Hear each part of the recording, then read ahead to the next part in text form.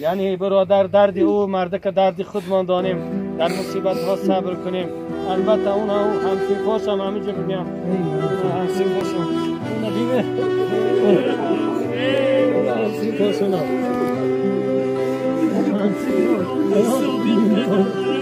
همسین برادر بسیار وزدین است البته، لکن برادر بسیاری همون یک چیز است که فرزند بسیاری خودمون حقارت میکنیم، دشنا میکنیم، حرف ناسزا میگیم، خون جگرش میکنیم.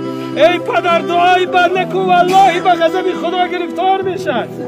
دعای بد نکن، در هیچ حالت دعا گناه است، فقط دعای خیر باید بکنی. اون کودکان بی خون جگر برای همسینشان گریه میکنن. بیای برادران، یعنی دو حق است البته اون چیزی از دنیا. قیامت انشاءالله برای مرده که عادل در کار میشه، قیامت هم روز سخته، این برای پسنداز قیامتش میشه. و دیگر این که برادران یک جایت حقش دعا کنیم. پروردگار مهربان حق از برای ما یک امانت گذار، بعد چند لحظه آمد که امانت بازگردان میگردانیم یا این که خیانت. نه، کسی خیانت میکنه پیامبر صلی الله میفرماید او منافق است، او از